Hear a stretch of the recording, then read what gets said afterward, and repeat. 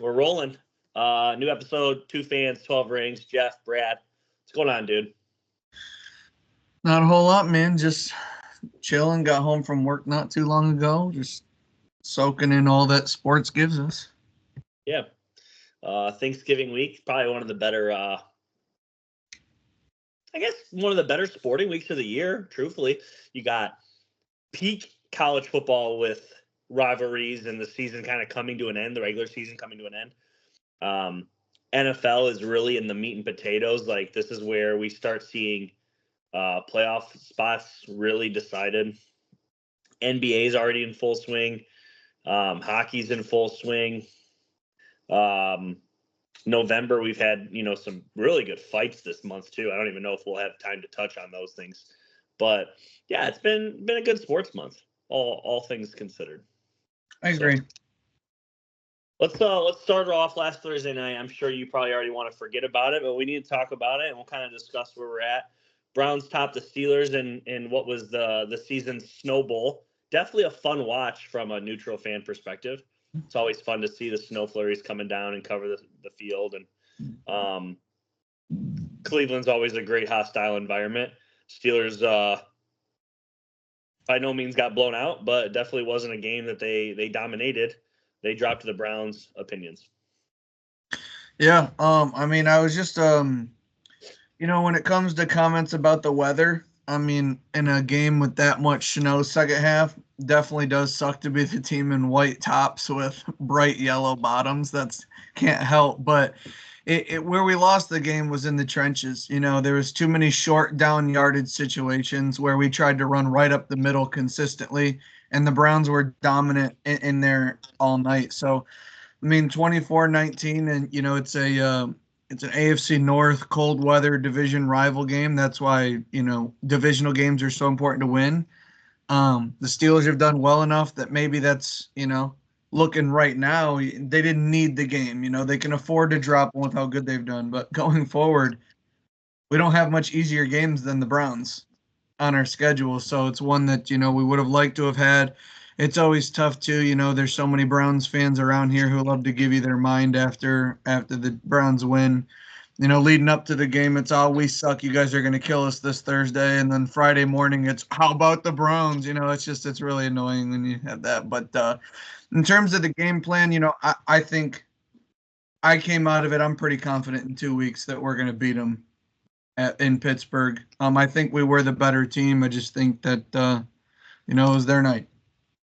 Also, it's really weird. Mike Tomlin's like 0-8 in division on Thursday Night Football. Really weird statistic. On the road. Oh, yeah. It's just a really weird thing. But, coming off of a massive emotional game against the Ravens, first division match, we get a win. 4 days later, play the Browns. They caught us. It is what it is. Yeah. I didn't put a ton of stock into it. What was it, 4 days previous? They just got done beating their arch division rival, the Ravens, in a very good game, very close game, a game that Pittsburgh kind of controlled and had to have. Really, if you're trying to win that division, you got to beat the Ravens there.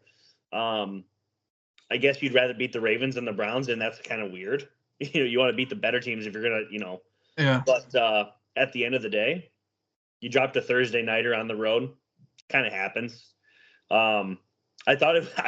I honestly was shocked to see this in your league that you set up, our Pick'ems league. I was the only one that took the Browns plus the points on a short week at home. I was shocked by that. There's like 20 some people in that, and I'm like, I'm really the only person that picked Browns plus the points. Don't get me wrong, I thought I considered going the other way, but I thought it was weird. It's just that's a spot for any team across the board. Short week, divisional rival on the road. It wasn't shocking. Steelers are the better football team, and like you said, I'd take them to beat them straight up in a couple weeks here. Moving on to New England here, just touching on them real brief. Miami, having Tua back is a completely different football team, and what they've been doing over these last couple weeks. They needed this momentum coming into a big Thanksgiving matchup this week with Green Bay. They dominated New England from start to finish. New England made a somewhat game of it late because of a very weird coaching decision, which only really gets made because Tua is your quarterback and he has injury history. They pulled Tua up 3 scores in the fourth quarter, and their backup immediately turned the ball over, and that now you're up only 2 scores. So it was kind of a weird predicament with a full quarter to go. I thought it was weird they didn't send Tua out for one more drive and just run the ball and see what happens. They sent him out with a full quarter to go, only up 3 scores, and I'm like, man, New England, as bad as they played all day, I'm like, maybe they do something stupid here. And weirdly enough, almost was a game. Yeah, it's definitely, one of those things where Drake's making his progress. Team's missing a lot of pieces and just lacks a lot of things that really good football teams have. But at the end of the day, we move on, and I can't wait for 2025, I guess, because this 2024 Patriot team just isn't very good. That just is what it is. I hate losing to divisional opponents. Like, those are the teams I really want to beat at this point in life. But, Tua stays undefeated against us, which is super frustrating. Speaking of Ravens, we just talked about them a second ago. Last night, in a pretty good game for the most part, I think things started to flip. The Ravens beat the Chargers. In my opinion, turning point in this game was a weird 4th and 1 call from John Harbaugh on his own, 30, early in the second quarter, if I'm not mistaken. And they convert, and then 2 plays later they score. That literally flipped the entire momentum of the game, and the Ravens never looked back. Opinions on the Harbaugh Bowl? Yeah, it started out real chess match. Chargers score, the Ravens kick it into gear, and then just offensively, the Ravens separated. They're one of the few teams, that just their offense is overwhelming. I think they're on pace to set an NFL record. I think they said on Monday night that their offense this season is averaging 7 yards per play for the entire season. That's crazy. Yeah, that would be an NFL record if they were to keep it throughout the rest of the season. Now, they still have, I think, 6 games to go because they still have their bye. Maybe it's 7 games. But regardless, 7 yards per play for the entirety of the season. And it's weird to think a team like that could have 4 losses. But, you can just see they have a plethora of weapons. Mark Andrews is back to full form. Lamar and Derrick Henry are going to do their thing. And yeah, they were just too much for the Chargers. I do like the Chargers team, but they're not quite on the Ravens level yet. Is there any teams you wanted to talk about from this past week? Anything you wanted to discuss? Is there anything that stood out to you? Just a little bit of worry signs. I think the Texans drop another game and lose to the Titans. Now again, a lot of divisional games that we're talking about, but you look at the Texans dropping to the Titans at home, and the Commanders at home dropping to the Cowboys. It's like 2 teams that we were so sure, we're going to be good. And now it's like, oh, they're only 2 games above 500 and they're losing. Another one. The division leading Cardinals looked horrible on the road. Division game at the Seahawks. Off a bye. Yeah, it was a weird weekend for divisional games. And, it kind of goes back to what I just said a second ago. When you're betting games and you're picking spreads and you're trying to do pick'em leagues, it's just like, gosh, home team divisional match getting points. It's so hard to pick against it. But yeah, lots of craziness in the league this week. Let's talk some Thanksgiving Day games. We're going to talk some college football on this pod today, too, for those of you guys that are listening right now. We haven't talked almost any college football. Big week of college football here. We'll hit the mailbag. We'll talk some Thanksgiving, and we'll go home. But let's start with the first, your 2 games you always see on Thanksgiving, Detroit at noon, and you got the Cowboys at 4. The Bears traveling to Detroit. The line I'm seeing is Lions -10. Where you at there? Yeah, the Bears have backdoor covered a few games as of late. It seems like they're getting beat. It seems like the game's about to be over, and then they turn on the gas, and they start Caleb Williams starts playing USC ball, and he's running around ripping the ball. I think 340 yards last game. But I think there's one team that's just what the Detroit Lions are doing. They're burying teams. They're just They've burying teams. they've only not covered. I heard twice, and one of them was a loss. That's potentially true. I bet the other one is when the Vikings came all the way back, and then probably they only won by 2. But I saw a stat that the Lions are the only team this season to win by 38 or more points, and they've done it 3 times. They've won by 38 points 3 times. 38 plus. They're the only team to do it this season, and they've done it 3 times. What a wild stat. Yeah, that's crazy. I'm gonna look through their schedule real quick. They beat the Cowboys 47-9. They beat the Titans 52-14, and they beat the Jags 52-6. Now those are 3 bad teams, but just mercy killed them. 2 of those are on the road. Yeah, they're the only undefeated team on the road. Oh, their loss was at home. The Buccaneers have. I think I pointed this out, but if Saquon Barkley catches that pass to beat the Falcons, the Eagles and Lions' only losses, 2 combined losses, were both to the Buccaneers. The Buccaneers, when healthy, are a good football team. Yeah. Unfortunately, now you've got to write them off. They're. Well, I don't even think I would write them off, but they were scarier with Chris Godwin. Yeah. They were a fun team with Chris Godwin. If Mike can be as good as he was pre-injury this season, okay, maybe. And they can push for that 7 seed or potentially flip in the division. I still think the Falcons win it, but it's open right now. Falcons have been losing games. I just like just real quick sidebar on the Bucks. They're 5-6. If they can finish the season 2, 3, 4, 5. If they can finish the season 5-1, they could go 10-7. They have the Panthers twice, the Raiders, the Cowboys, the Saints, and the Chargers. So outside of the Chargers, it's all sub 500 teams on their schedule the rest of the way. So we'll see what they can do. Obviously, sneaky divisional games. Yeah, but yeah. True. You'd like to think those games are all winnable for them. Yeah, yeah. For sure. But back to the Thursday Thanksgiving games. What is your take on Bears Detroit? Yeah, I just don't know what to make of Chicago, dude. Obviously, Detroit's nasty and they cover so much. They are beat up right now. Rumor that St. Brown might not play. I believe Taylor Decker may not play. St. Brown's going to play. You'd think. But as much as they're beat up, are there 2 running backs playing? Our Sonic and Knuckles playing. Is Caleb Williams still throwing the ball to the other team? I mean, is fucking 7'8" Dan Campbell still leading the team out there? Yeah, it's tough, dude. I'm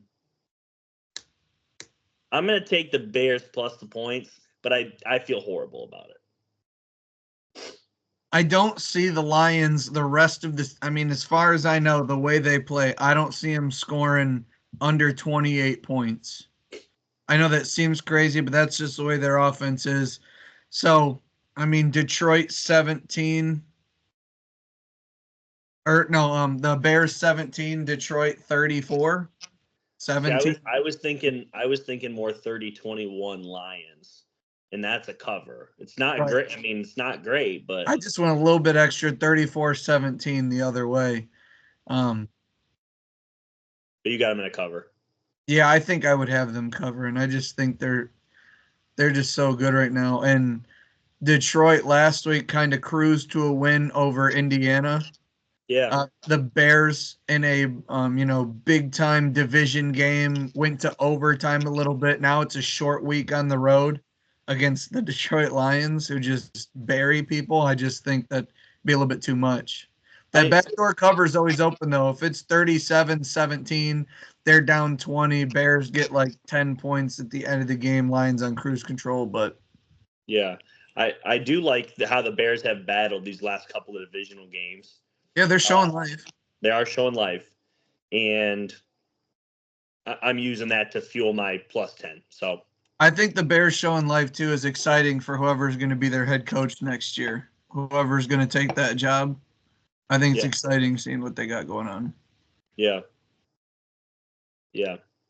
Um, what a crazy game we're getting for this Thursday on Thanksgiving at 4:00. The New York Giants, led by quarterback Tommy DeVito, without Saquon Barkley, are heading to Dallas to play the Cowboys without Dak Prescott, led by Cooper Rush, fresh off a great win at Washington. Cowboys -3.5. Yeah, I think the Cowboys are a bad team, but like their roster is their roster. There's frustration, but like they know going forward this is their team. Yeah. I feel like the Giants have just given up. They don't know who the coach is going to be next year. They don't know what's going on at quarterback. I just feel like the Cowboys still at least show a little bit of life, like how they did yet last weekend. I Yeah. mean, the Giants just seem lost. They have like no answers. There's nothing on offense except Malik Neighbors, which Dallas has a good corner too. I don't love this game. I think there was a picture that said I can already smell the nap I'm gonna take at 4 Yes. 4:30 Yes. at Thanksgiving. Yes. Yeah, I love the Cowboys to cover here. I think Cooper Rush has way more experience too than Tommy DeVito in terms of just maybe not turning the ball over. So I'm gonna go ahead and give it. I'm gonna say 24-13. I think the Cowboys really beat the Giants pretty bad. I'm looking something up real quick. You I don't don't happen to think know they're- what you don't happen to know what Cooper Rush's record is, do you? As a starter, I think he's either 5-1 or 6-0. I think they said if he starts the game. Okay, I'm looking up. Okay, he's 6-3. I'm gonna assume those three were early on in his career Are those because, or at the two, because over the last 7 games, I think he's 6-1. I think his total record too is a little bit different because it's like if he's credited with the game. I think as a starter, I think Okay, here we go. either way though. So he won his first 5. Okay, Mm-hmm. and then he lost his last game at the end of that 5-0 stretch he had when Dak was out. He lost the 6th game. Okay, but it looks like it was close. Okay, but he lost that game, and then he lost his first 2 starts after Dak's been hurt. But one of them was to Philly, so you almost can't count that because Philly is stupid good right now. The other one was to Houston, who's a playoff team, and then he beats Washington. I think he's going to beat the brakes off the I do Giants. too. I love them in a cover. -3.5 is a tremendous bet too. And like if you wanted to, we'll get to the next game in a minute, but like a 3-point teaser here, move the Lions to 7 and the Cowboys and whoever you like in the Green Bay game. You're either getting a pick 'em for the or for Green Bay or +6.5 for the Dolphins. I think those are both good numbers. Yeah, I like the Cowboys to cover. This was a game I actually had circled as a problematic game for the Dolphins back when we were doing our season pick'ems. I just thought with how Miami plays, this would be that first experience where they're outside in a cold weather game at night. I don't love this for Miami. Green Bay, so it's Miami at Green Bay, -3.5. Green Bay, I see them swallowing the points here. This almost feels beat down, but I won't predict one. I'm gonna go 28-20. Yeah, I don't know what it is in Lambeau, but this Thursday it's a high of 42 here. So by 8:30 p.m., I'd imagine it's going to be in the 30s. I don't think there's going to, I mean, weather's going to be different up there in terms of any snow or rain, but it's going to be a really cold game, and we know what we see out of Tua with that. And everybody's talking about Derrick Henry and Saquon Barkley, rightly so. But in third place is Josh Jacobs. Yeah. And he just coming off of a 3 touchdown game that, Jordan Love slings that pill all over the place, but they're a run first team. They play solid defense. They They have a very opportunistic defense. Xavier McKinney leading the league with 7 interceptions right now at safety for the Packers. So I just think Green Bay is a little bit more of a complete team. They can win, I think, a little bit more ways. I mean, Miami just crushed the Patriots, and the leading rusher in the game had like 32 yards, like kind of home runner. They were throwing it everywhere. Yeah. So I just think that that's how Miami plays. The run game is kind of short passes and all that. I don't think that the Packers are just going to stop the Dolphins. Or I like your score line there. I think I think it's a little bit lower scoring than that. I think like a 24-20, 24-17. Like that's both of those would cover the 3.5 line for the Packers, and I think we're on the same page with that. Yeah. Yeah, and let me say this too. If Miami goes into Green Bay on Thanksgiving night and they win even by 3, that's a huge win. Massive win. Huge win. Especially mentally. Yeah, and this is a team that, if I'm not mistaken, they're just now getting to 500. Do you have the record by chance? The Dolphins? Yeah. Are they 5-5? They are 5-6. 5-6. So they're still under 500. So they're trying to just get to 500. They're probably the favorites to land the 7th seed, if I had to guess. Maybe not, with the Chargers and Broncos being great. Broncos and Chargers. So they have to have this game. There's no slip up allowed. They have to have this. They go into Green Bay and win. That'd be huge. Yeah, and they have a lot of AFC games left. After the Packers, they still play the Jets twice, the Texans, and the Browns. Yeah. Which are all teams that, like, right now you would pick them to beat. And they also, their other game is the 49ers, who haven't looked like the 49ers this year. So it's all out there for them to play for. Excuse me. Moving on to this is one of the best games of the year for me. 4 o'clock, 4:25. This will be the Romo and Nance 4:25 CBS game. The Philadelphia Eagles, led by Jalen Hurts and Saquon Barkley, heading into Baltimore to take on Lamar Jackson and Derrick Henry. Like, what a fun game. Ravens -3 right now is what the line I have. I think that's absurd. How are you giving the Eagles points? It's crazy to me. Well, the Ravens are at home. Yeah. And to be honest, they've only lost 2 games. Yeah. 2 games in which let me flip it. They've lost 1 game to a good quarterback this year. Okay. That's it. Mm-hmm. They've played pretty well against the good quarterbacks outside of Mahomes. Actually, you could say they played pretty well in that game too, because they almost won it, obviously. But their losses are to Russell Wilson, and that's not a dig. Aiden O'Connell, and gosh, who else beat him? Whoever was quarterbacking the Browns at the time. Yeah, that's what I'm saying. So weirdly enough, they have not got up for these lackluster quarterback teams, which the Steelers they should get up for.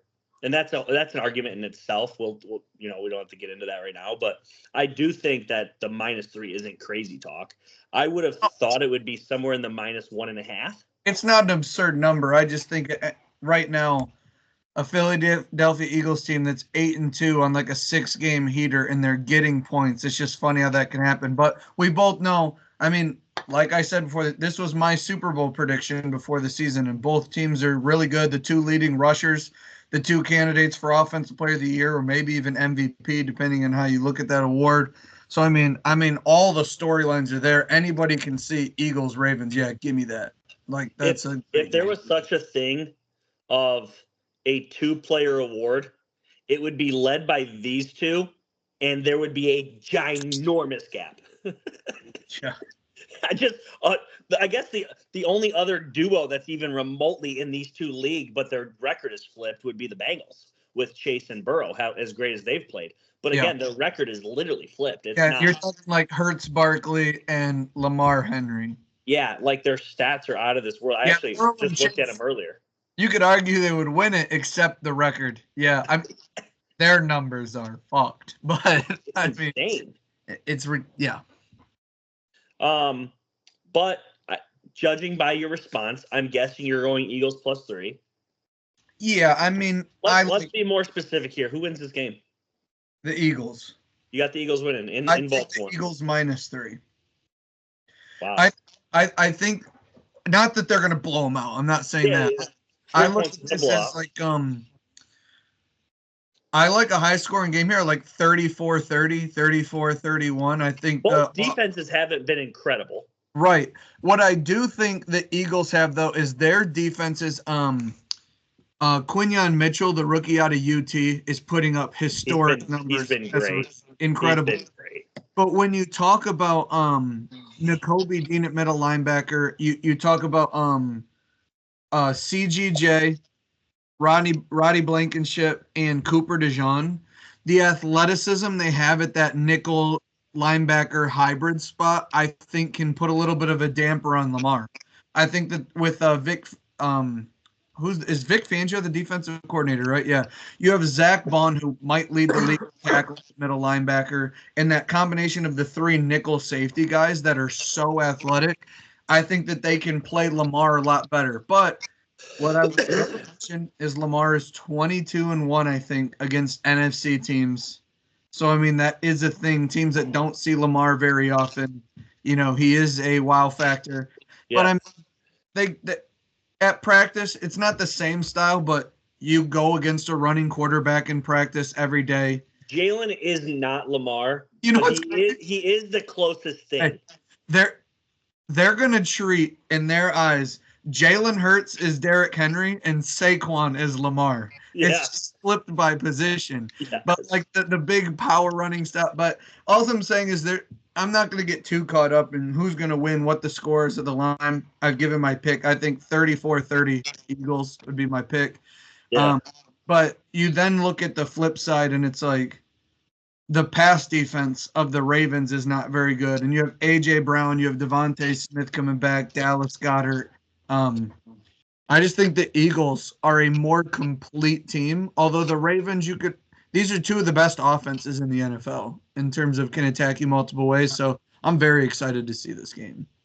Yeah, no, this game is Super Bowl matchup. This is Hollywood. This is blockbuster. It's arguably the best matchup we've had all year. It's right there with Chiefs Bills. It's right there with Ravens Chiefs. It's right there with some of the best ones we've had. Right. So I guess for me, I understand the line, because I like the line. Yeah. There's several things going for the Ravens here. The Eagles, as good as they are not Kansas City, Pittsburgh, and this isn't a playoff game. Okay? This is an NFC team during the regular season.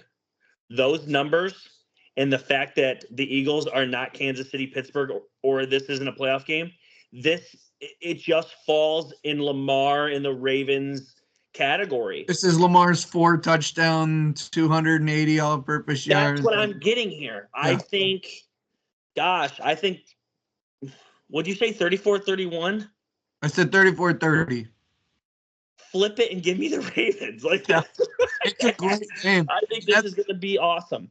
I think if you grab 50 random people off the street, said Ravens, Eagles, I think it's 25-25. People picking, it's just a tremendous game. Yeah, and I don't know who the MVP of the game is going to be. I'm looking at this. It's just popped up here. It's funny. It's all the games, and it says tickets as low as next to it. Oh boy, let me guess. I'm not going to say the games, but it's just 99, 91, 50, 34, 40, 16, 15, 18, 311. I mean, the Sunday night game, 49ers at Bills, and it's 102. This game I was going to come in low. I was going to say 275 a ticket. 311. The Monday night game is 44. Jeez. It's the game of the week. One more Sunday game here. We'll talk some college. The 49ers, it's really even tough to see what they really are and make a solid prediction here. But they are heading to Buffalo Sunday Night Football. Buffalo's -7 right now. Obviously, we don't know what we're getting with Brock Purdy. Christian McCaffrey is playing, but we're not sure what we're getting with Trent or with Kittle or with Bosa. There's so many question marks. As of right now, with how we sit, if I had to bet this today, I'd take Buffalo.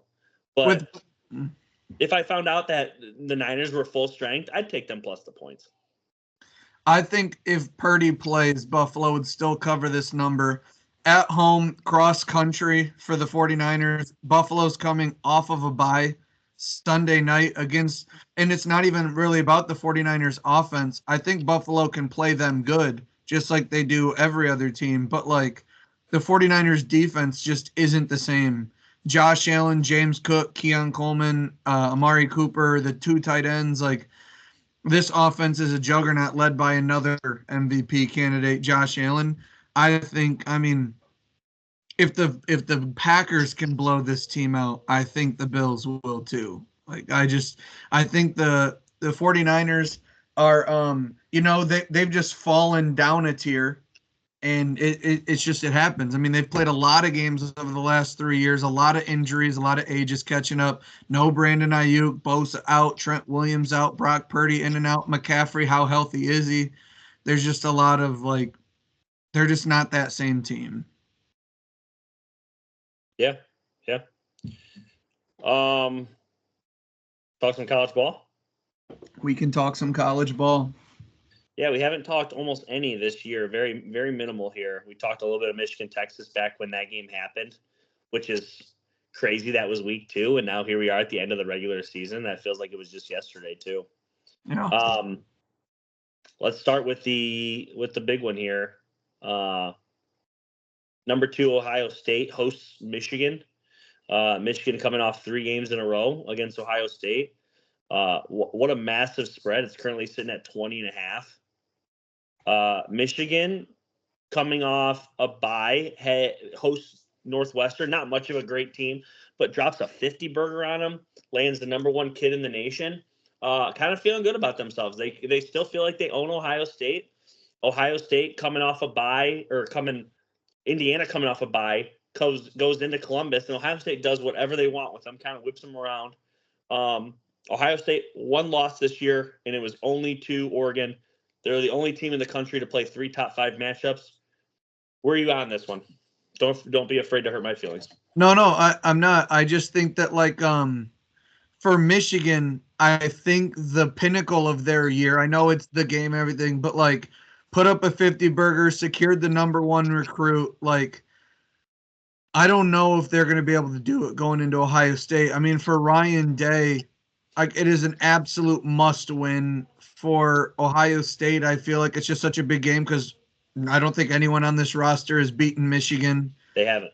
It just feels so much bigger and so much more important to Ohio State. Now you could flip that and say, well, that allows Michigan to play free, play the spoiled. No, they can do the fake punt, they can do this and that, but I just think Ohio State's too good. If it wasn't for an inopportune slide and a bad offensive pass interference call, this team's undefeated with a win at Oregon, a win at Penn State, a win against Indiana.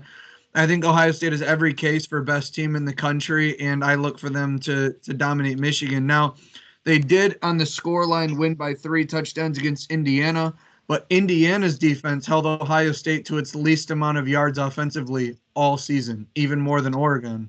It was just special teams. The punt team basically gave Ohio State 14 free points. And then when it was kind of out of question, Henderson hits a big run. They end up punching it in.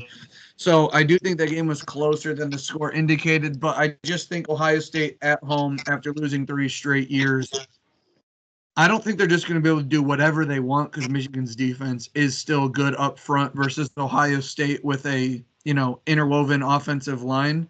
But I still look for Ohio State to just slowly pull away the further the game goes. I'll go final score prediction. I don't think Ohio State gets too far. I'm going to say 31, but I do think Michigan finds it almost impossible to score. I think it's almost a repeat of the Texas scoreline. I think 31-10, maybe a late touchdown. I do think Ohio State does dance with this 21-point line. Yeah, I totally understand the line, but I don't get why people aren't value betting it. So, first off, Michigan has a lot of things going for them, weirdly enough. They have a very good run defense on a game-to-game basis. They have 2 first-round picks up the middle, an elite pass rusher in Josiah Stewart, and what they've done over the last 6 quarters has been very good. And I do wonder if Ohio State's even able to run the ball and if that can keep this game close. Second thing is, I wonder how much Will Howard tries to win this game on his own because the running backs maybe don't have the success that they think they're going to have. Okay? Last but not least, this game is going to be 32 degrees. Okay? It's going to be cold. And I just wonder if that's enough to get in their head. Like, hey, we maybe we just can't beat Michigan when this type of weather is what it is. At plus 1,100 money line, it's worth throwing $25 down if you're a bettor. I mean, if you're trying to strategically bet this game, I think it doesn't make bad idea to tease this up to 28. I do think Michigan plus the points is the bet. Is there a world in which I see Ohio State winning this game huge? Yes. Yes. I think the same world exists that Michigan wins this game close. I guess where I'm coming on that, first of all, I don't really love Will Howard. I watched him a lot at Kansas State. I think now that he's at Ohio State, he's kind of become a little bit arrogant the way he acts and stuff like that. I don't like Will Howard. And Ohio State, as much as they win games this year, they don't really blow people out or destroy them like C.J. Stroud or Justin Fields teams did. So the only reason I think that this line is in play is simply because I don't really see too many ways for Michigan to score 14, 17 points. Like I know they just put up 50 on Northwestern. I understand that, but I don't know. If I was to bet this game, I would bet Michigan plus 21. But I do think that in my score prediction of like 31-10, it dances with that line. But like you said, cold weather, I don't know if they're going to be able to run the ball. And that was a problem for Ohio State earlier in the season, is against teams that weren't dominant against the run, they couldn't run the ball. And then Will Howard's throwing too much. And it's like, I really wish Will Johnson would play. I'd like to see him on Smith, is it? Jeremiah Smith. I would have loved to have seen that, but I get it. Whether it's the toe or whether it's the draft, I mean, it's either injury or your future. I can't hate that.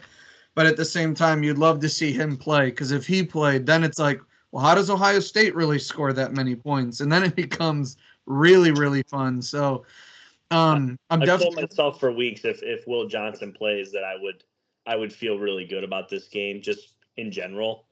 It sucks that Will's probably not going to play, and I feel like I'm his lone fan out here because there's a lot of Michigan fans that are unhappy.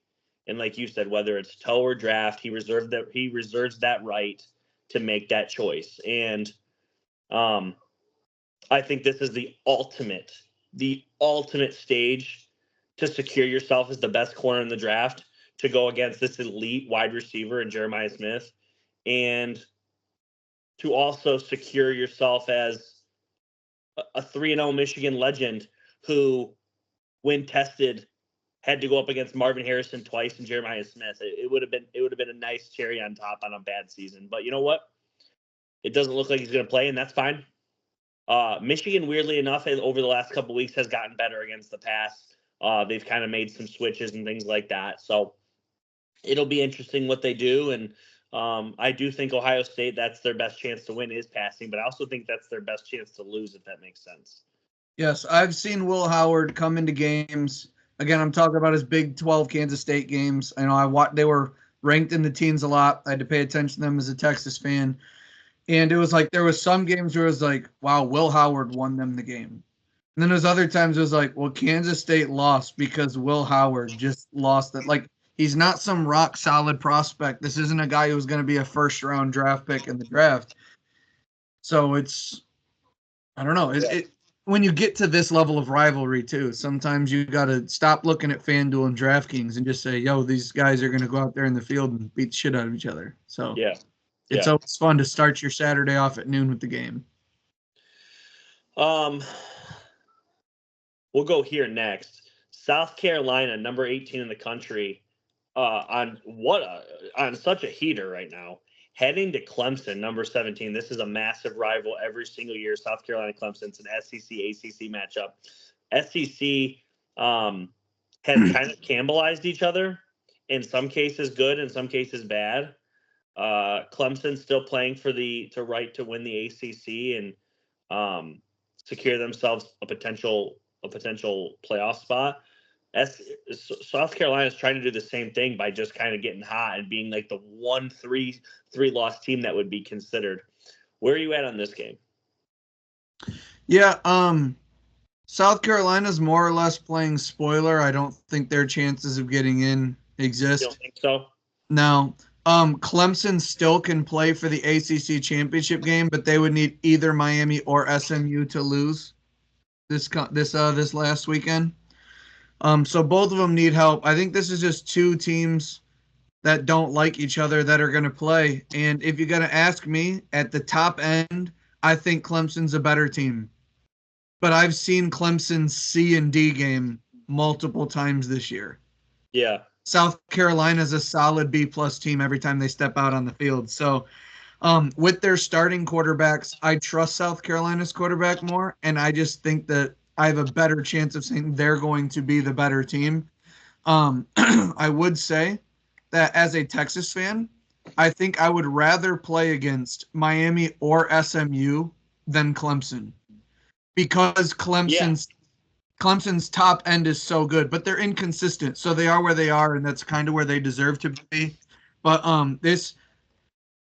if you're someone who wants to watch when playoffs are on the line, who's going to make it to title games, who's going to do this and that, there's really no reason to watch this game. Just watch Michigan, Ohio State. But if you just love college football and watching two rivals that don't like each other that are good football teams, this is maybe the second or third best game of the day. Yeah. Number 3 in the country, the Texas Longhorns, traveling to Kyle Field to take on the number 15 Texas A&M. That's all they need. Aggies, that's all they need. This is a big one. Yep. Texas A&M loses to Notre Dame this year, and they dropped one to, help me out, South Carolina.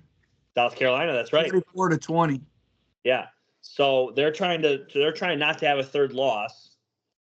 Texas is the only SEC team with one loss. They lost to Auburn this weekend in triple overtime. A&M? Yeah, they're going to drop to like the 20s. Wow, I guess I didn't realize that. Yeah, it was a 43-41 you're right. overtime. And they rushed the field. That's right. They rushed the field. Yeah, because everyone was poking fun at the coach because they asked him about the renewed rivalry with Texas, and he talked about, he's like, and then he slipped. He said, well, we're focused winning one game at a time. You know, we'll have their time, but we're only focused on beating Texas this week. I mean, Auburn. Like, he screwed up at the podium. Like, and you could just tell he was thinking about Texas. Where are you at on this one? So, obviously, sometimes you got to wait to people who've watched the sport longer than you. What's the spread, first off? Texas -5.5? Is that what you have? When I saw it last week, I thought it was 10.5. It may have changed. I do not know the spread off the top of my head.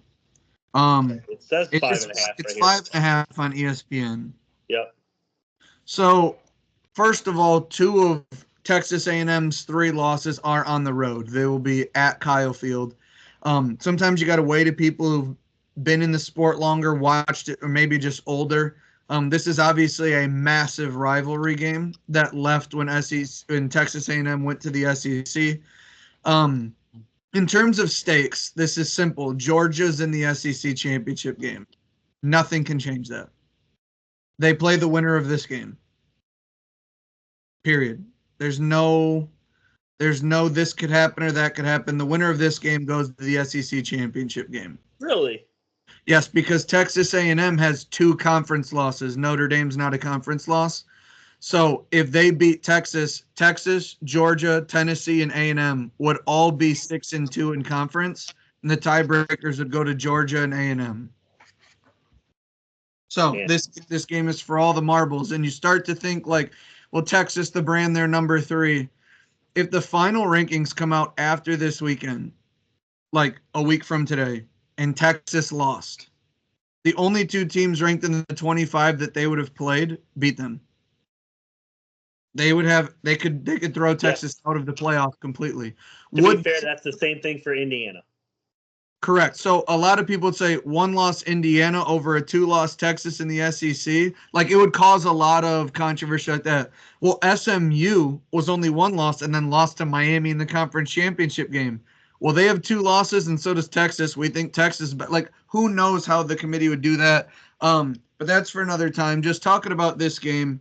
I just have a little stat here because a lot of people like to say that Texas hasn't played anybody, and I'm not going to totally defend that, but we talk about division rivals, Thursday night, short week, at home. We just talk.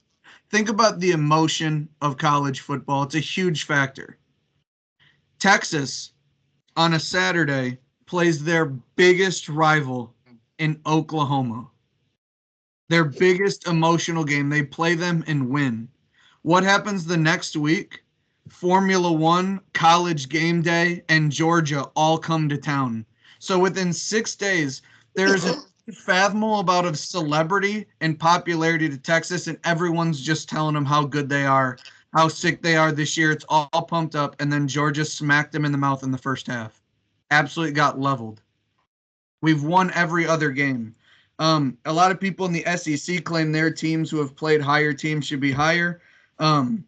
Texas has not played Ole Miss, Bama, Tennessee, or LSU, or so those 4 teams that are top teams. However, they've played Kentucky, who has beaten Ole Miss, and they played Georgia to 1 point, and I think they beat one of those other teams. Oklahoma, who beat Alabama, Arkansas, who beat Tennessee, Florida, who beat LSU and Ole Miss. Texas has beat those 4 teams 134 to 44 by 90 points. It was 1 week against Georgia, back-to-back rivalry weeks when we were number 1 in the country. And I'm not using that as an excuse, but I would love every chance with a rematch with Georgia in the SEC championship game. I think Texas is one of the 3 or 4 best teams in the country. I look for them to go take care of business at A&M. This time, we're the kind of backs against our wall going into hostile territory, us against the world mentality. And I look for our talent to show up. I think we beat Texas A&M. Wasn't the Georgia game after Ewers got hurt too? Ewers played in that game, but I know he did, but it was post injury. No, Ewers was hurt for like a month, and his first game back was against Oklahoma. That's what I'm saying. So it was post injury though. Yeah, he looked good. He looked bad in the first quarter against Oklahoma. Then we kind of took off and destroyed him. And then his second game was against Georgia, where we had the awful first half. Then we played Vandy. Everyone says it's a 3-point win. First of all, they beat Alabama. They've played good games other places. And we were up 10 playing prevent. They scored a touchdown with like less than a minute left, had to kick an onside kick. The game was never in doubt. And then second bye week, and then obviously what we did to Florida and Kentucky in back-to-back weeks just kind of destroyed them. Arkansas, we beat by 10. It's like people are judging Texas against the spread, not the teams that they're actually playing. Yeah. Any other games you want to highlight before we move on to the mailbag? No, as long as the top team doesn't botch it. There's a lot of Big 12 mumbo jumbo in terms of who all everybody plays. Iowa State has the inside track, but they play Kansas State. I think Arizona State also has an inside track. Yeah, Arizona State plays Arizona. If they win, I believe they're in. And then if Iowa State wins, they're in. But if Iowa State loses to Kansas State, there's like a big like BYU, Colorado. How can we get in there? And I would just like to mention this. The Syracuse Orange, okay? They have 3 losses on the season. Yes. And Kyle McCord is slinging the pill all over the yard. Miami's defense can't stop anybody. If Clemson at noon beats South Carolina, it will be hard not to tune into Syracuse versus Miami at Syracuse to see if we can't have a 44-40 shootout with Miami versus Syracuse. I think that's a game to keep your eye on only if Clemson wins. Because if Clemson doesn't win, I think Miami can lose and still be in. But I would say that's just another one. So at noon, you've got the game in South Carolina, Clemson. At 3:30, if Clemson won, tune into that Miami-Syracuse game. There's also all the Big 12 stuff. And then it's obviously all geared toward 7:30 in College Station, the Lone Star matchup. Yeah. Do you have the mailbag in front of you? I can. If you want to pull that up, we'll get to those questions and we'll get out of here. Okay, I think I've got a couple here. All comments. I think we both shared it. I don't know if anybody commented on the shared post, and then there was a comment on the actual post that I said. I've got 3 on the 2 Fans 12 Rings post, so I feel like we could just go with them. That's it. The one on my page was Dave Hazelton. Shout out Dave. Let me go back to my page real quick. I'll get that one out of the way. Dave said, he asked, where do we think Aaron Rodgers is after this season? Oh, okay. Change of pace. Yeah. So, truth be told, I think he's retired. That's my pick. Gotcha. Because I hate doing this. Tom Brady has ruined the idea that players can play 38, 39, 40, 41 years old. There is no evidence that it can be done except Tom Brady. So take him out of the equation. There's just no evidence. The best quarterbacks of all time have struggled at that age. Brett Favre and Peyton Manning both literally off a cliff, as the term is. I think Aaron Rodgers has kind of hit that. And unfortunately, I don't think it would have come as quick. But leaving Green Bay, immediately getting the Achilles injury, and now he apparently has an injury that he does not want to disclose because he doesn't want to be benched, which I totally respect, by the way. I think that is I think that's admirable, honestly, that he wants to finish this sucker out and doesn't want to share that there's an injury. I do think that's respectable of Aaron, and I'm not a huge Aaron Rodgers guy. But, yeah, I think he retires. And unfortunately, this is how it looks. Not everybody gets to ride off in the sunset. Matter of fact, almost nobody does. I think he still plays one more season with the Jets. Holy cow. Okay, so if he doesn't retire, that is my other pick. I don't think he goes to another new team. That is what you're asking is you are saying, hey, Aaron, coming off an Achilles injury and then career lows everywhere, go to another new team now with none of your pieces with you and try to make it's just not going to work. No, he would have to stay with the Jets, and at that he point, stays one more season because they did draft Jordan Travis, who was good for Florida State, had the bad leg injury. I think there's a lot to learn from how Aaron operates behind the scenes, how he's taken his injury rehab and path. I wonder if behind closed doors, if it's helping Jordan, or if they draft a quarterback and want Aaron to play one season with that quarterback basically in waiting. But the days of me thinking Aaron Rodgers is marching a team to the playoffs or something, they're gone. Yeah. Okay, Jen Fisher. First of 2 questions. 1, who is your front runner for most valuable player currently in the NFL? If I had to vote today,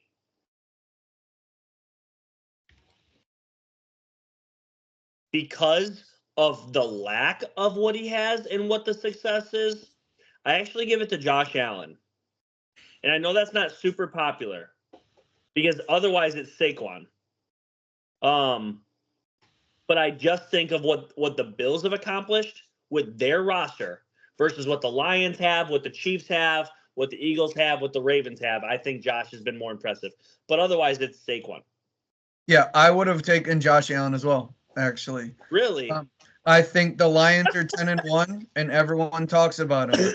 The Chiefs have 1 loss, everyone talks about them. The Eagles have 2 losses, everyone talks about them. And it just seems so just normal that the Bills are 8-2, and we just don't want to act like Josh Allen is doing what he's doing. He's carrying. I also say he's my front runner because I truly believe it's a award given to quarterbacks. Yeah.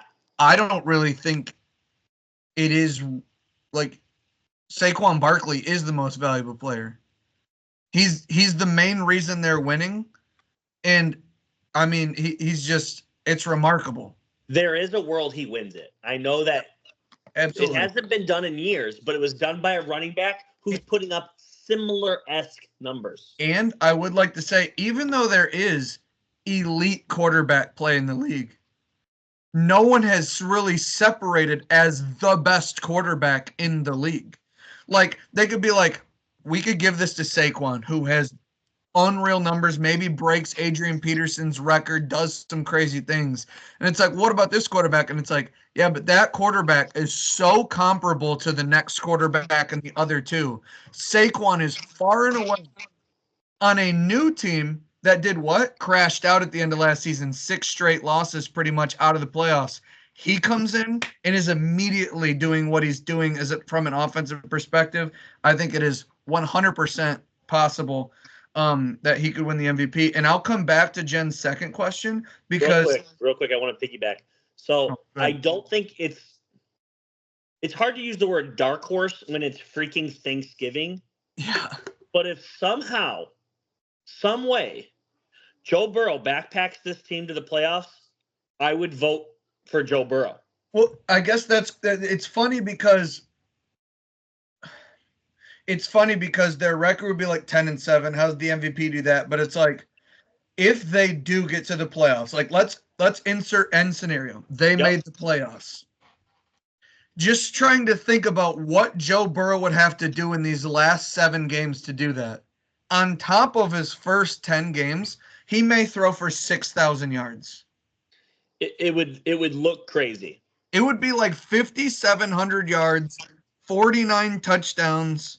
Jamar Chase would win Offensive Player of the Year, and it'd be like, remember in Thanksgiving we were talking about the quarterbacks and running back, and again, there's a lot of time, but yes, the sheer number output. But a lot, like you said, people attach most valuable player to wins, and right now it's impossible. But if they won like 7 straight, if he backpacked him to the playoffs, I would give it to him. I just wanted to skip to Chris. Shout out Chris.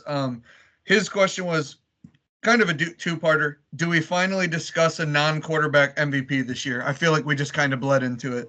Yeah. And he said also, how fun is Saquon versus Henry going to be this Sunday? And we kind of talked about that. We smashed that question. Must-see TV. Yeah. You're warming up your leftover Thanksgiving, bro, and you're going around. Yeah. You're like, this was the 4:30 that we wanted on Thursday. We're gonna get it on Sunday, and it's time. Yes. Jen asked, we did the MVP. Who are your 12 college football playoff teams? That's a lot of speculating. Let me start, and you can add to it because I've done this quite a bit, just in my own mind. Go ahead. In any order: Oregon, Ohio State, Penn State, Indiana. Oregon, Ohio State, Penn State, Indiana. I agree so far. Okay. I think Georgia, Texas, Tennessee. Georgia, Texas. Tennessee's got 2 losses. Well, Tennessee, going into last week, was ranked number 7. Ole Miss, Bama, and BYU lost, and they have no shot to lose the SEC championship game because they won't be in it. They're just going to be deciding, are they hosting or traveling during their first playoff game? They're kind of just locked in by default. Yeah, okay. So they take 7. If they beat Vanderbilt, they're in. And then I'll say Notre Dame. So that gives me the SEC, Big Ten, and Notre Dame that I have put in. Okay. I am going to go with Boise State as the at-large conference champion. Seems to be pretty good. They had the best loss in the entire country. Nobody ever talks about. Yep. They So lost on the road at Oregon by 3, last by minute field goal 3. at the buzzer. At the buzzer. People do not talk about that. No, not even remotely enough. Okay, we're gonna bounce back a little bit. I think SMU wins the ACC. I think they win this weekend and beat disagree. Miami. Okay, so I would say SMU gets it, and we'll just put ACC champ. Okay, well, I still think I have that as Miami. I still think both of them would get in. I think in the college football playoff that's going to be released in 2 hours, I think they're going to be ranked like 7th and 8th in the country. They'll both win this weekend, and then they'll play each other as 7 and 8. Winner's going to get the bye, loser's going to be traveling in the first round. I think they're both going to make it. Which, if both of them make it, how many teams does that put me at? That only one more team. Yeah, and I think that's going to be, let's go with Arizona State, the Big 12 champion. The Big 12 is not getting multiple teams. So the only argument I could see, I know I'm being facetious here, but the 12 I just gave, whoever you think loses the ACC championship game, in a very controversial turn, insert a 4th SEC team. If you think that's Bama or Ole Miss, whoever falls the least amount. But if Bama falls from 7 to 13, losing to Oklahoma, and you think that they would put a 3-loss Bama in over the ACC championship loser, that'll be very, very controversial. But I think if SMU and Miami are 7 and 8 and they play in the conference championship game, the loser's still getting in. One thing that I will not tolerate, I always thought it was very annoying last year, but I understood it when people were complaining about Florida State being left out. Like, I understood it, but I also understood why Alabama deserved to be in. I also thought Georgia deserved to be in last year. I thought there was a case for 6. Legitimately, anybody left out has no argument. No. Unless Oregon gets left out, nobody in the country has an argument. I think the only people that could have an argument is someone with 2 losses. One of those losses twice. Just hold on. 2 losses, one of them being in your conference championship game. Okay, so an SMU. Correct. Or a Miami or a Clemson. If Miami and SMU are 7 and 8, both 1 loss and played in the conference championship game, and Miami wins by 10 points. It's 31-21. They beat SMU. And they say, you know what? You've been weighed and measured. We just think Jalen Milroe and Bama, even though they're 3 losses, we're going to put them in at the 12 spot, and SMU is the first team out. It would cause riots in the streets, but we're not the 13 people in the garage having beers talking about who's going to be in. And so, you know for a fact you would take Alabama to beat SMU too. Yes, and the only thing that we do have to say, Jen, just answering your question, this is always fun to get in these chit-chats, but A&M could beat Texas. Georgia Tech could beat Georgia. Don't tell me they couldn't after the way Georgia's been inconsistent from quarter to quarter this year. Miami could lose to Syracuse. Notre Dame could get upset at USC this weekend. Yes. There's still games that have to be played, and that's what makes this final weekend, which, how did I not mention that earlier? Notre Dame at USC is in the 3:30 window. Give me That's a great game.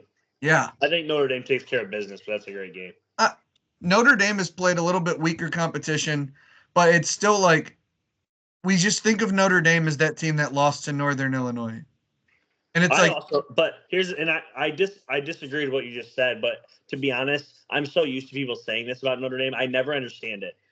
Notre Dame, everybody says they play a weak schedule. I disagree with that every year. I don't think they do. They went into Texas A&M first game of the year and beat them. Yeah, and dude, you the thing is, they did have that crazy I don't want to say Notre Dame-esque, but Notre Dame-esque random loss where they lost to the 8th team in the MAC Yeah, at that's home. tough. But it's like, it was like, okay, then they beat Purdue and Miami of Ohio, but then it's like they played number 15 Louisville, beat them. They played Stanford, won by 42. Played Georgia Tech, won by 28. Played Navy, Undefeated Navy, slaughtered them. beat them by 5 touchdowns. Played Florida State. What are you supposed to do in Florida State? I don't know, 52-3. Then they played Virginia, 35-14. Okay, well, here comes Army, their first troop. Undefeated Army. 49-14. If they go into USC and win at USC, it's like, I have no problem with Notre Dame either. I'm just saying that you think about the team as like, oh, they lost to Northern Illinois. They've straight slaughtered teams the rest of their schedule. All I ask is this. I have no problem with where they're ranked. I know if my team's in the playoff, I'm not very excited about drawing Notre Dame. No, especially because you're going to South Bend. Yeah, whatever round that is, first or second. But it's like Notre Dame takes care of business against USC, and I think the 5, if Texas beats A&M, the 5 and 6 seed will be the loser of the Big Ten and SEC championship game. Yeah. Notre Dame's at 7, and then that's going to be a big, interesting conversation for number 8. Is number 8 going to be Boise?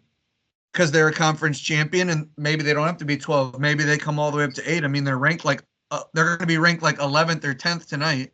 You have Tennessee, you have Indiana, you have Penn State, you have Boise. All of those teams are going to be like, yo, we should be the 7th seed, hosting getting that last spot to host a playoff game. It's like Happy Valley, South Bend, like who's going to be for me specifically? I either want to see Boise get one of the top 4 spots, or I think they deserve to host a spot. So here's what I was going to say. I think because if it's Miami, SMU, strength of schedule and whatnot, I do think the power. No, so Boise is going to get a bye. You know why? I think they will. They'll be ranked higher than the Big 12 champion. Yeah. And there was some confusion. Some people thought, well, if Boise gets a bye, the Big 12 is the 5th champion put in, so they get the 5 seed. No, they just get placed where they're ranked, Correct. brother. There's only 4 guaranteed buys, and everything else is just wherever. The Big 12 champion is going to be going on the road to like Penn State in round 1. Could you imagine Arizona State coming up to Happy Valley? 7 p.m. playoff game at Happy Valley. Arizona State coming to the whiteout. See, I want that reserved for Georgia, Tennessee, the Hurricanes. I do have a question though. We have one more mailbag, so I don't want to step on the mailbag question. We'll kind of go through these a little bit quick. Sorry, Chris Patterson. Thank you for the question. 1, is John Jones the GOAT of the UFC? 3, 2, 1. Yes. Okay. The Giants not bringing back Saquon Barkley was the right choice. True or false? I don't know if we've disagreed on this, and it's easy to Monday morning quarterback. Yes. Yes, it was the right move to let him go. For Saquon, not for the Giants. For both. All right. I don't think we have enough time for you to convince me, but if you want to try. Okay, time out.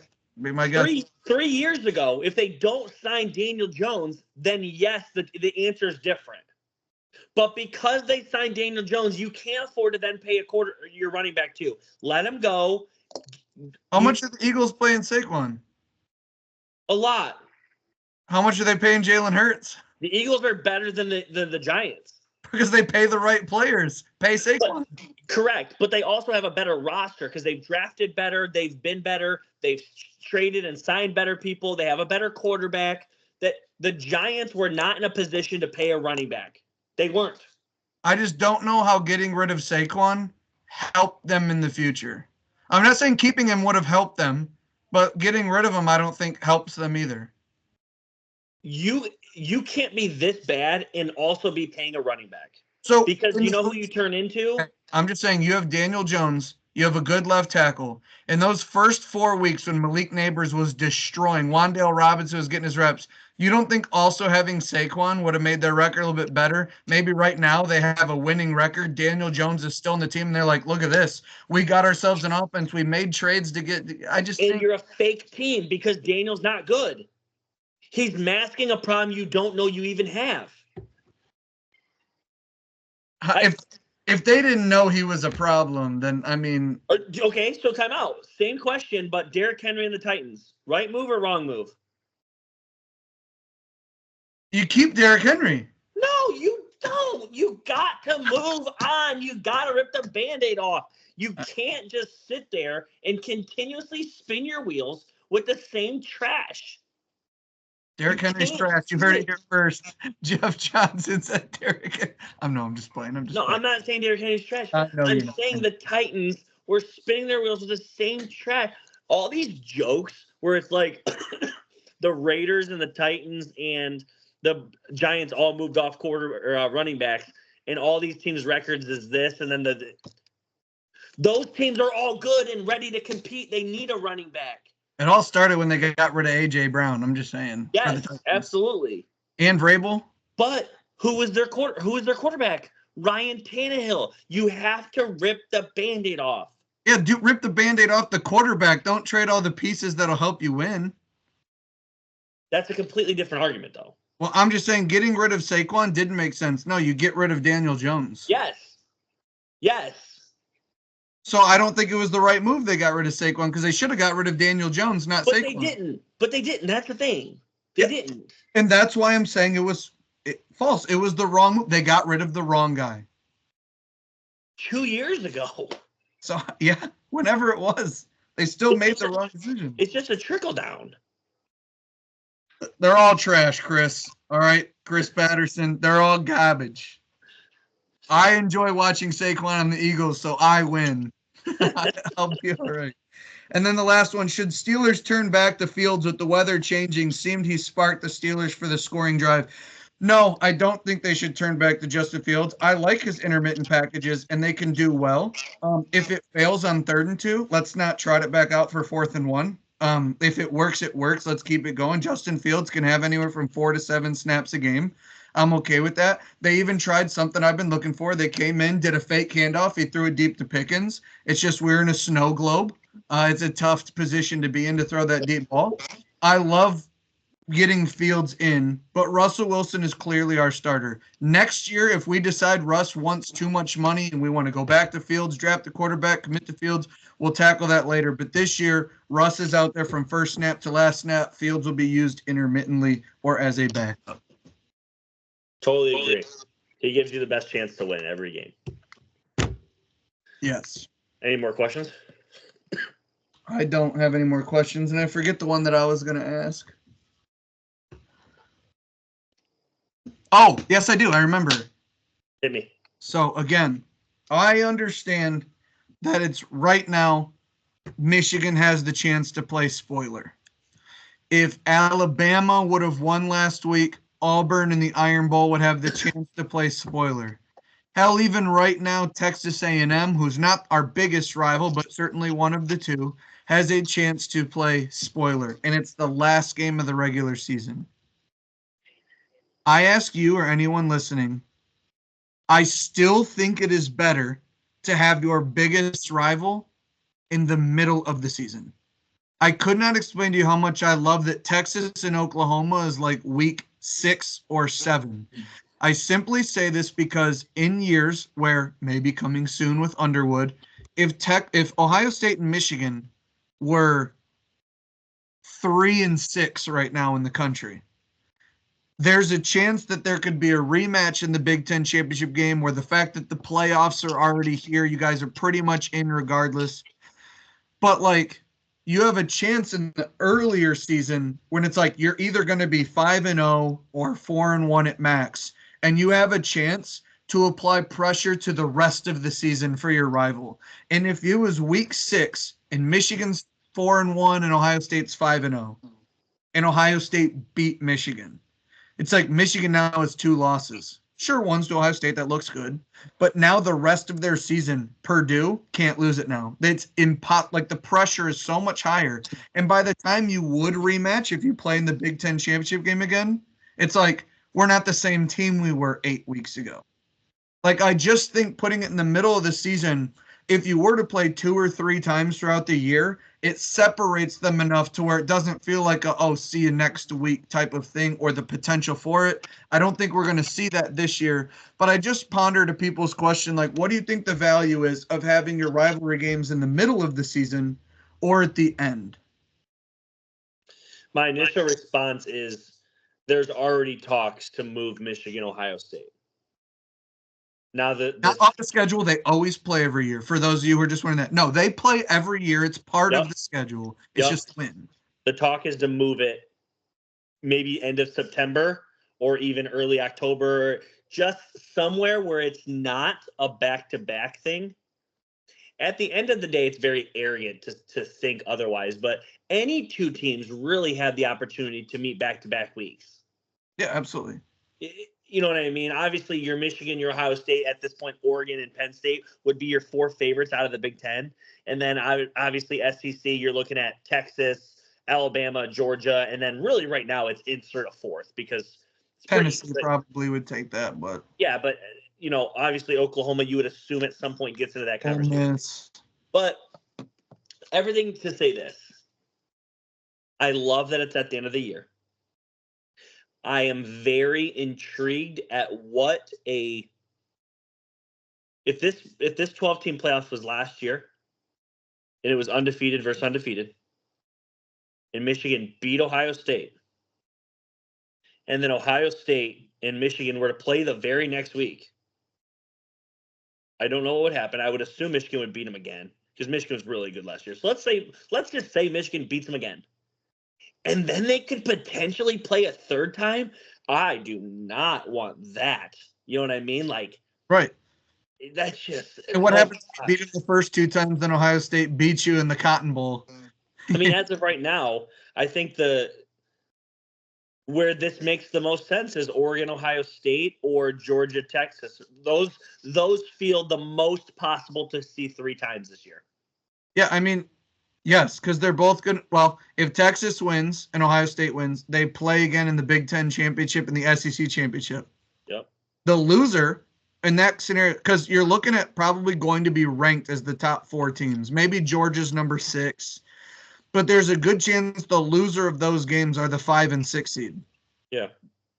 Probably Ohio State, Oregon loser as the 5 seed, Texas, Georgia loser as the 6 seed. And then it's like, what happens if they play a third time? Like, of course, we're all going to watch. It's going to be cool. But, like, what if Texas wins again? They're ranked number 3 in the nation.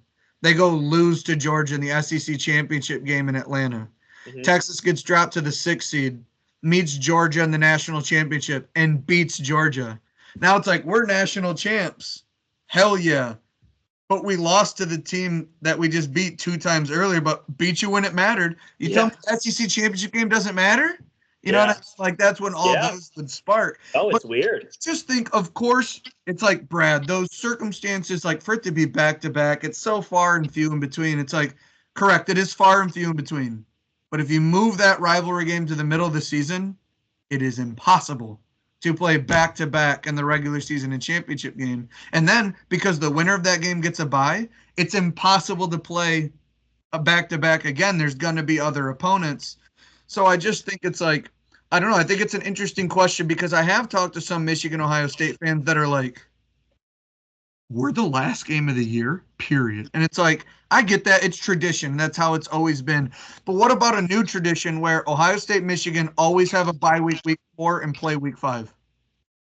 They have a week and a half to prepare for each other. Every year it's the game, and it's got a 2-week buildup. Yeah, that would be crazy. What if it's like, it's week 10. It's not the end of the season, but every year on Halloween weekend, Michigan versus Ohio State. And then your goal the rest of the year is to play again. Yeah, exactly. It's like when Texas and Oklahoma last year were undefeated and Oklahoma beat us. It was basically Oklahoma saying, if you want it, come get it at the end of the year. You can't lose again. Now, Oklahoma dropped their end of the ball, lost like 2-3 games. We ended up playing Texas Tech. But it's like, that's what you're doing. You're basically saying, look, we know you won your non-con, we won our non-con, and we're about to try and put a foot on the neck of the rest of your season. That game against Nebraska is no longer just a game. If you lose, you're not coming to meet us again at the end of the season. So it's like, I don't know. I think it puts an interesting dynamic in this new age of college football with the playoff and a chance to play 3 times. You want to try and space out those games as far as possible if you're going to play more than one time. Yeah, it does lose a little bit of its luster if it just happened. Yeah. Yeah, if you were telling us we were getting Eagles Ravens in 2 more weeks, you'd be like, okay, this one doesn't feel special. Exactly. Yeah. Like you just said, if Michigan, Ohio State were 2-3, undefeated, or even one loss, and you're going into play, and it's like Michigan could win by 37. Wouldn't They're matter. playing in 7 days at 8 p.m. Yeah, for that the. is a weird concept. So it's like, but again, I say it just one more time. It's a little redundant, but if you played week 7, it's like, hey, here's your first loss. The rest of your season now has a 50-pound weight on the back. You're now swimming with weights on instead of floaties. Like, and if you want to, and by the way, now you got to play Oregon again down the road. We got Penn State, but guess what? If we lose, we beat you guys. So like, it's just like it puts an interesting like pressure hold on the rest of the season. It's like, I know some people have special rivalries, but why not move Michigan State to the last game of the schedule? Could be. Like if Texas plays Oklahoma early, we play Texas A&M at the end. Yeah. Maybe it's too many games to put in certain spots, but if you care about Ohio State Michigan rivalry, I just think there is reason to believe that a week 6 matchup is cooler than end of the year. But when you talk about the BCS standings, like only 1 and 2, and then it's like the 60 bowl games everyone cared about and played in, it's like, yes, the Michigan Ohio State, that was our championship. Fuck the Natty. We want to beat Ohio State, Michigan at the end. The game has kind of evolved into more of that, and I think, I don't know, anytime they play, it's always going to be cool. It's never going to just lose its luster. But yes, to negate the possibility of back-to-back, I think it would be smart. Yeah. And I think it's totally on the board next year. I was experiencing the Michigan-Ohio State rivalry all the time, and I understand what it's about, and it's cool. And then switching to Texas about 5 years ago is like, this is way cooler seeing them at the end of September and knowing like if we do what we're supposed to do, we'll see each other again down the road. But it's like there's this fork in the road. It's not the whole season going to Oklahoma. It's like we hit them, and then we get to a certain. Your guys' rivalry is unique like that. It'll change the narrative. I also think it's cool that they do the, at the Cotton Bowl, where it's split 50-50. It's a spectacle. It's cool. But I don't take anything away from Auburn, Alabama, or Michigan, Ohio State. Like, everyone's got their rivalry games. South Carolina, Clemson, everybody's got them. But I just like that dynamic of 2 teams that are so important to college football. And it looks like Michigan's kind of turning a page in their recruiting and NIL, and they're going to matter going forward. And it's like if these 2 teams are powerhouses that have that iconic symbol, it's like, how sick would it be to a random week 6 when like there's hardly any good matchups, instead of on rivalry weekend, it's like, on this weekend, it's Michigan, Ohio State saving the entire Saturday. Yeah. And it'll make the rest of the season matter that much more a little bit. Yeah. Before we go, what's your favorite part of Thanksgiving? Just being with family, man, just kicking my feet up. I'm with football and family. It's 2 of like my favorite things on earth. You just get to see a lot of people just kind of bond, talk a little crap, have a little fun, reminisce. I just really like the company of family and just, it's always a good time. It's like pre-Christmas. Some people got their Christmas decorations up. The candles smell good, the food. Everyone's just eating, talking about, what they love. It's just a great time. It's really the perfect appetizer to Christmas for my family. Yeah, it's literally it's the food, family, football. It's the last hurrah to the greatest time of the year, that what we know as Christmas. And it's such a great day because it's really centered around chilling. Yeah. Like literally family and food, things that we love. And then obviously football throughout the entire day. It's just a little bit of napping.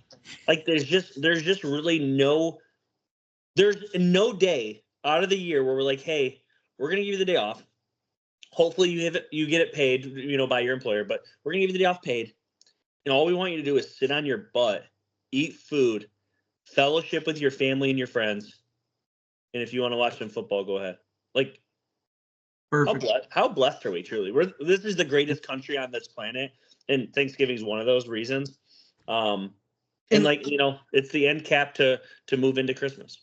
And some people, they're kind of like, my whole family gets together and we get polo, nice pants, we dress up, we go to Thanksgiving. It's like, my families are much smaller, a little bit more like close knit. It's like I'm wearing pajamas and a sweatshirt to Thanksgiving. Like everyone's in slippers, comfy clothes. It's just a total relax. The younger kids are trying to clean up the kitchen after the older generation cooks, and like everybody's pitching in desserts. Everybody's eating. Everyone's, you got the people talking about how full they. It's just a great time. You gotta love Thanksgiving.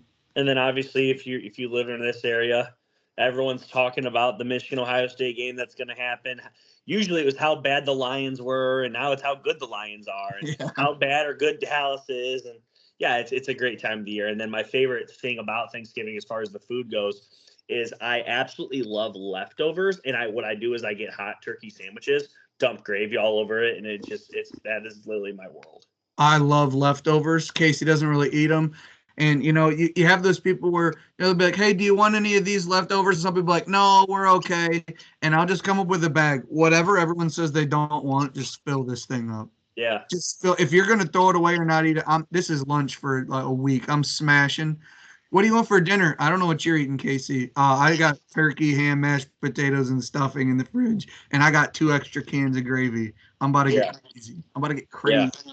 Yeah, when you were talking about eating leftovers, watching Eagles-Ravens, I was just mouth-watering at the idea of a hot turkey sandwich. It's just sometimes that doesn't even look like anything Gordon Ramsay would plate. But I'm telling you, that's the best part. Oh, goodness. Well, great pod. Happy Thanksgiving. Thankful for you, obviously. Thankful for you listeners. Continue to listen. Continue to subscribe. Share the pod. Thanks again. Enjoy your Thanksgiving, and yeah. I gotta leave you with one thing here. So we've all done the as a hot dog, a sandwich, and all that stuff. But I heard one today, and I thought, what, I'll test it with Casey. And I don't want to say we argued, but I was shocked that we found it differently. Okay.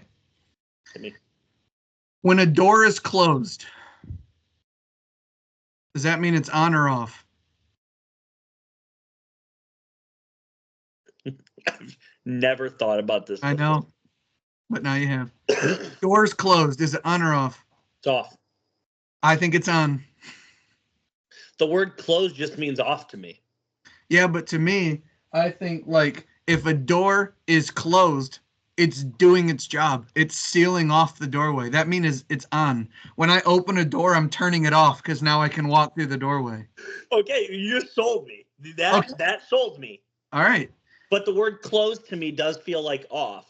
Okay, but a lot of people said it's just a wall. The door opening allows you to pass through it, which means it's on. I think of it as the door is closed, it's on because it's not allowing you to. It's just a doorway. The door comes in, and when it's open, it's still just a doorway, so the door is off. And Casey said, what about a handicap door? You hit the button to turn it on, and it opens. And I was like, hitting the button is turning the door off. Not turning it on, you're turning it off so that you can. I just little food for thought for people who stayed with us to the bitter end. Go ahead and ask your coworkers next time you're at lunch. Maybe you're sitting around the family at Thanksgiving, and maybe it's just a little too dull. You want to see some fire out of the folks. Go ahead and hit them with is the door on or off when it's closed? Gosh. It's a beautiful thing. See you next time. Yep.